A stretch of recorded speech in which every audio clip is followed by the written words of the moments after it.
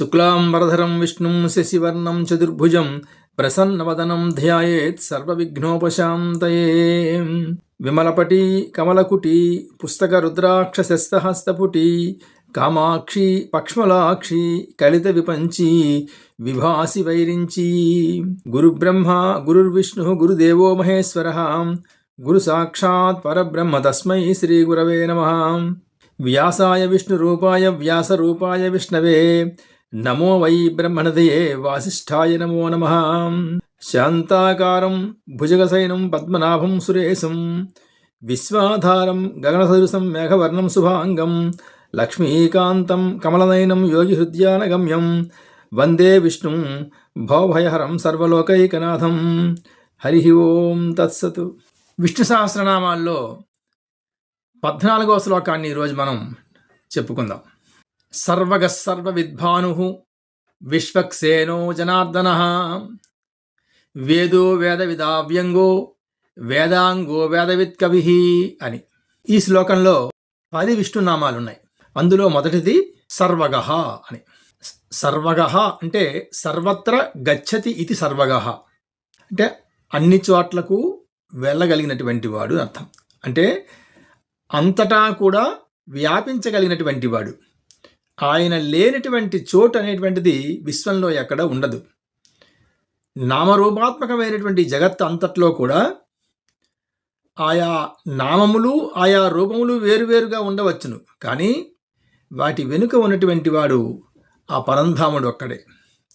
బంగారు ఆభరణాలు అనేకమైనటువంటి పేర్లతో ఉండవచ్చు, కానీ అన్ని ఆభరణాల వెనుక ఉన్నటువంటిది ఏమిటి? బంగారమే కదా. అలాగే సముద్రంలో అనేకమైనటువంటి కెరటాలు రావచ్చు, ఆ కెరటాల వెనుక ఉన్నటువంటి సముద్ర జలము ఒక్కటే. అలాగే ఈ విశ్వం అంతా కూడా విశ్వనాథుడే వ్యాపించి ఉన్నాడు. కలడంబోధిగలండు గాలిగలడాకాశంబునన్ కుంభినింగలడగ్నిన్ దిశలన్ పవల్ల నిశలన్ ఖద్యోత చంద్రాత్మలంగలడు ఓంకారమునన్ త్రిమూర్తుల త్రిలింగ వ్యక్తులందంతడంగలడీసుండు గలండు తండ్రి వెదకంగా నేలనియాయడన్ అంటారు. ఆయన లేని చోటంటూ ఎక్కడా ఉండదు. నీటి యందున్నాడు, అగ్ని యందున్నాడు, ఆకాశంలో ఉన్నాడు, నేల యందున్నాడు. సమస్తమైనటువంటి విశ్వం అంతటా కూడా వ్యాపించి ఉన్నాడు ఆయన. ఆయన లేని చోటంటూ ఏది కూడా ఉండదు. అంచేత ఆయనను సర్వగాయ నమః అనేటువంటి నామంతో ఆయనను మనం కీర్తిస్తాం. ఇక రెండవ నామం సర్వవిద్భాను. సర్వవిద్భానవే నమః అని రెండవ నామాన్ని చెప్పుకోవాలి.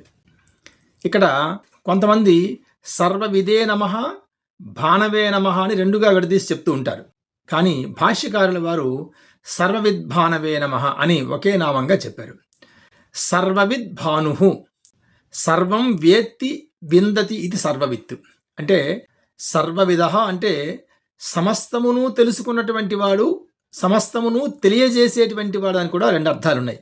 భాను అంటే ప్రకాశము కలవాడు అర్థం. అంటే తన యొక్క కాంతి కిరణముల చేత సమస్తమును కూడా తెలుసుకున్నటువంటి వాడు, తెలియజేసేటువంటి వాడు అని అర్థం. సూర్యభగవానుడు తన కాంతి కిరణములను సమస్తమునందు కూడా వ్యాపింప చేసి ఉంటాడు. ఆ కాంతి ద్వారా ఆయన సమస్తమును కూడా తెలుసుకుంటూ ఉంటాడు. ఆయన తెలుసుకోనటువంటి చోటు ఏది కూడా ఉండదు.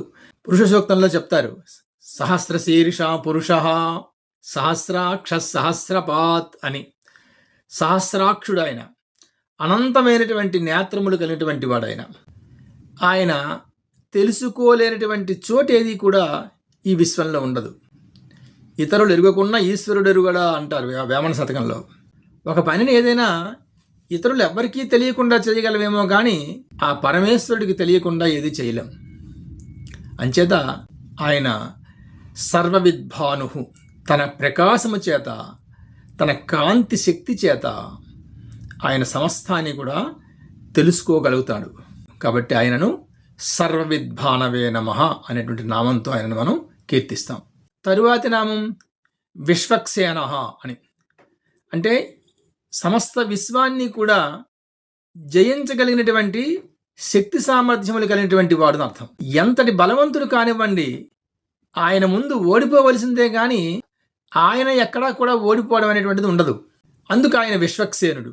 చతుర్దశ సహస్రాన్ని రక్షసాం భీమకర్మణాం ఏగశ్చ రామో ధర్మాత్మ జఘాన పరవీర అని రామచంద్ర ప్రభువు యొక్క పరాక్రమాన్ని వర్ణిస్తూ అంటారు.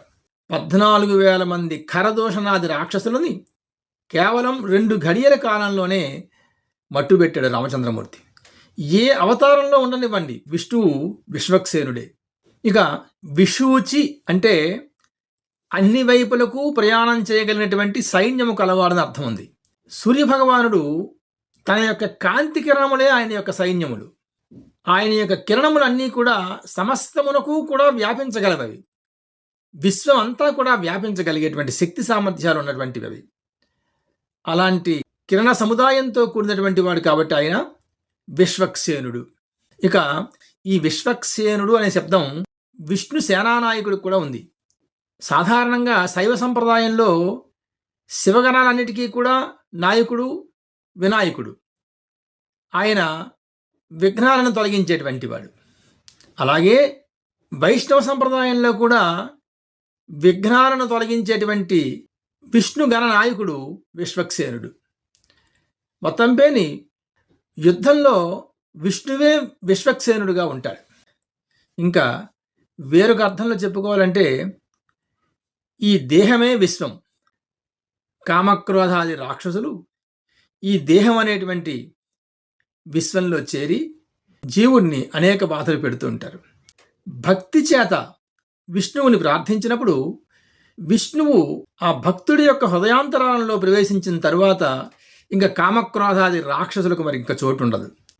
బాహ్యంలో ఈ సమస్త విశ్వమునకు కూడా ఆయనే విశ్వక్సేనుడుగా ఉంటాడు. దేహం అనేటువంటి ఈ విశ్వంలో కూడా ఆయనే విశ్వక్సేనుడుగా ఉంటాడు. అంచేత ఆయనను మనం విశ్వక్సేనాయ నమః అనేటువంటి నామంతో ఆయనను మనం కీర్తిస్తాం. ఇక తరువాతి నామం జనార్దన అని. జనాన్ దుర్జనాన్ అర్థయతి హినస్తి ఇది జనార్దన అని దాని యొక్క అర్థం. అంటే దుష్టజనుల యొక్క సంహారాన్ని చేసినటువంటి వాడు అర్థం. అనేక సార్లు ఆయన ధర్మాన్ని రక్షించడం కోసమనే అవతారాన్ని తీసుకొని ఆయన దుష్ట సంహారాన్ని చేసి లోకాన్ని రక్షిస్తూ ఉంటాడు. అంచేత ఆయన జనార్దన. ఇంకా జనుల చేత అర్థించబడేటువంటి వాడు కాబట్టి ఆయనను జనార్దన అని అంటాం. భక్తజనులందరూ కూడా ఆయనను తమ తమ కోరికలను నిర్వర్తించమని చెప్పి ఆయనని ప్రార్థిస్తూ ఉంటారు. కాబట్టి ఆయన జనార్దన, జనార్దనాయ నమః అని ఆయనను మనం కీర్తిస్తాం. ఇక తరువాత నామం వేద, వేదాయ నమః అని. వేదయతి ఇది వేద, వేత్తి ఇది వేద అని 2 విధాలుగా కూడా చెప్పుకోవచ్చు. అంటే తెలుసుకోదగినటువంటి జ్ఞానము ఆయనే, ఆ జ్ఞానము చేత తెలియబడేటువంటి వాడు కూడా ఆయనే. వేదములన్నీ కూడా జ్ఞానము యొక్క స్వరూపం. వేదమే జ్ఞానం, ఆ జ్ఞాన స్వరూపుడు ఆయన. ఇక వేదము చేత ఏ జ్ఞానమైతే తెలుసుకోబడిందో ఆ జ్ఞానము చేత తెలుసుకోబడేటువంటి వాడు కూడా ఆయనే. మహాభారతం చేస్తూ వ్యాస భగవానుడే స్వయంగా చెప్తాడు, సర్వ విద్యా సశాస్త్రా సర్వయజ్ఞా సర్వజ్ఞశ్చ కృష్ణ అంటాడు. సర్వ వేదములు, సర్వయజ్ఞములు, సర్వ విద్యలు, సర్వశాస్త్రములు, సర్వజ్ఞుడు అయినటువంటి వాడు కృష్ణుడు ఒక్కడే అంటాడు. అంచేత సమస్త జ్ఞానము కూడా ఆయనే అయి ఉంటాడు. ఆ జ్ఞానము చేత తెలుసుకోబడేటువంటి వాడు కూడా ఆయనే అయి ఉన్నాడు. కాబట్టి ఆయనను మనం వేద అనేటువంటి నామంతో ఆయనను మనం కీర్తిస్తాం. ఇక తరువాతి నామం వేదవిత్, వేదవిదే నమః అని. వేదవిత్ అంటే సమస్త వేదములను కూడా అర్థవంతముగా తెలుసుకున్నటువంటి వాడెవడో ఆయనను వేదవిద్ అంటాం. పైనామంలో వేద అంటే జ్ఞానము, ఆ జ్ఞానము చేత తెలుసుకోబడుతున్నటువంటి వాడు కూడా ఆయనయే. ఇప్పుడు వేదవిద్ అంటే ఆ సమస్త జ్ఞానాన్ని కలిగినటువంటి వాడు కూడా ఆయనే. వేదాలన్నిటినీ కూడా అర్థవంతంగా క్షుణ్ణంగా తెలిసినటువంటి వాడు భగవంతుడు ఒక్కడే. కృష్ణ పరమాత్మ పురుషోత్తమ ప్రాప్తి యోగంలో చెప్తూ వేదాంతకృత్ వేద విదేవచాహం అంటారు. వేదాంతము యొక్క స్వరూపము నేనే, ఈ సమస్త వేదాంతము యొక్క అర్థమును తెలుసుకున్నటువంటి వాడిని కూడా నేనే అంటారు. కాబట్టి ఆయనను మనం వేద విదే నమః అనేటువంటి నామంతో ఆయనను మనం కీర్తిస్తాం. ఇక తరువాతి నామం అవ్యంగ అని. వ్యంగ అంటే విగతాహ అంగాహ వ్యంగ అంటే లోపభూయిష్టమైనటువంటి అంగములు కలవాడు. అవ్యంగ అంటే ఏ లోపము లేనటువంటి అంగములు కలిగినటువంటి వాడు. అంటే పై నామంలో ఆయన వేదస్వరూపుడుగా చెప్పబడింది. ఇక్కడ అవ్యంగ అని చెప్తున్నారు. అంగ ఉపాంగములతో సంపూర్ణమైనటువంటి వేదస్వరూపుడు అని అవ్యంగ శబ్దాన్ని మనం తెలుసుకోవాలి. వేదములు అంటే వేదముల యొక్క అంగములు ఉపాంగములు కలిపి వేదములు అవుతాయి. వేదముల యొక్క అంగములేవి? శిక్ష, వ్యాకరణం, జ్యోతిషం, నిరుక్తం, కల్పం, ఛందస్సు అనేటువంటివి వేదముల యొక్క అంగములు. వాటి యొక్క ఉపాంగములు మళ్ళీ 6 ఉన్నాయి. ఆయుర్వేదం, పురాణం, ఇతిహాసం, ధర్మశాస్త్రం, న్యాయం, మీమాంస అనేటువంటి 6 ఉపాంగాలు ఉన్నాయి. ఇలా అంగ ఉపాంగములతో కూడినటువంటి సమస్తమైనటువంటి వేదస్వరూపుడు ఆయన.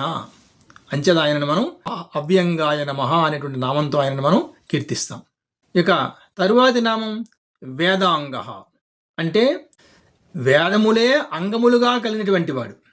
వేదమంతా కూడా ఏమిటి? ధర్మం. అంటే ఆయన యొక్క మాట, ఆయన యొక్క రూపం, ఆయన యొక్క ప్రవర్తన సమస్తము కూడా ధర్మమే మూలంగా కలిగి ఉంటుంది. అంచేత ఆయనను వేదాంగ అనేటువంటి నామంతో మనం కీర్తిస్తాం. ఇక తరువాతి నామం వేదవిత్ అని. ఈ నామం ఈ శ్లోకంలోనే మొదట వచ్చింది. వేదో వేద విదవ్యంగో అనే చోట వేదవిత్ అని ప్రయోగించారు. మళ్ళీ ఇక్కడ వ్యాసుల వారు ఒకే శ్లోకంలో వేదవిత్ అని మళ్ళీ ప్రయోగిస్తున్నారు. అక్కడ వేదవిత్ అంటే వేత్తి విందతి అంటే తెలుసుకున్నటువంటి వాడు, తెలియజేసేటువంటి వాడు ఆయనే కాబట్టి ఆయనను వేదవిత్ అని అక్కడ అర్థం చెప్పుకున్నాం. ఇక్కడ వేదవిత్ శబ్దానికి వేదములను రక్షించేటువంటి వాడు అని అర్థం చెప్పుకోవాలి. అంటే సమస్త వేదస్వరూపుడు ఆయనే, ఆ వేదము చేత తెలియజేయబడినటువంటి వాడు ఆయనే అయినప్పుడు ఆ వేదాలని రక్షించుకున్నటువంటి వాడు కూడా ఆయనే అయి ఉండాలి. అంచేత ఆయనను మనం వేదవిత్.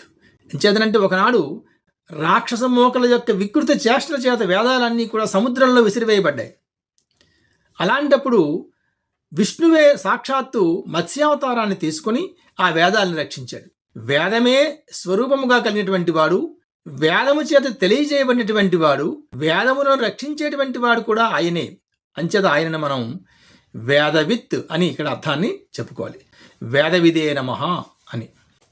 ఇక ఈ శ్లోకంలో చిట్ట చివరి నామం కవిహి అని. ప్రసిద్ధమైనటువంటి నామం ఇది. విశేషమైనటువంటి పరిశీలనా జ్ఞానం కలిగినటువంటి వాడు, విశేషమైనటువంటి అనుభవ జ్ఞానం కలిగినటువంటి వాడిని కవి అంటాం. అంటే లోకంలో మన యొక్క మాంసనేత్రాలకి కనిపించేటువంటి వాటిని వర్ణించడం వేరు, కానీ ఈ కంటికి కనిపించినటువంటి వస్తువుల్ని కేవలం ఊహించి వర్ణించి ఆ వస్తువుని మన ఎదుట సాక్షాత్కరింపచేయగలిగేటువంటి శక్తి కలిగినటువంటి వాడిని కవి అంటారు. అంచేతనే కవయ క్రాంతదర్శినః అంటే కవులు క్రాంతదర్శులు. అంటే సామాన్య మనుష్యుడికి కనిపించినటువంటి ప్రదేశాన్ని కూడా వాళ్ళు తన యొక్క ఊహాశక్తి చేత తెలుసుకొని దర్శింపచేయగలిగినటువంటి వాళ్ళు. అంచేత ఆయన కవి అంటాం. విష్ణువుకు కూడా కవి అనే నామం ఉంది. ఆయనని మించినటువంటి ద్రష్ట వేరొకరు ఉండరు. కవిం మనీషి పరిభూ స్వయంభూ అని ఈశావాస్య ఉపనిషత్తులో చెప్పబడింది. విష్ణువుకి కవి అనేటువంటి నామం ఉంది. ఈ కవి అనేటువంటి నామం గణపతికి కూడా ఉంది. గణానాన్త్వా గణపతి గం హవామహే కవిం కవీనాం అని, కవులలోకెల్లా శ్రేష్ఠుడైనటువంటి కవి అని. ఆయనను మించినటువంటి సూక్ష్మ పరిశీలనా జ్ఞానం కలిగినటువంటి కవి వేరొకడు ఉండడు. మామూలుగా సాహిత్యంలో ఉన్నటువంటి కవులే అంత గొప్పవాళ్ళు అవుతున్నప్పుడు ఈ విశ్వం అంతటినీ కూడా చూడగలిగినటువంటి మహాద్రష్ట కాబట్టి ఆయన అత్యంత మేధావి అయినటువంటి ఉత్తమమైనటువంటి కవి ఆయన.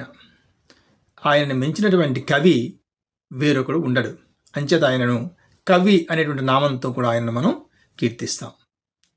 కవయే నమః అని. సర్వగ సర్వ విద్వాను విశ్వక్సేనో జనార్దన వేదో వేద విదావ్యంగో వేదాంగో వేదవిత్ కవి అని 132 విష్ణునామాలు మనం పూర్తి చేసుకున్నాం. ఇక తరువాతి శ్లోకంతో మళ్ళీ ప్రారంభం చేద్దాం. సర్వం శ్రీ మాతృచరణారవిందార్పణమస్తు. స్వస్తి.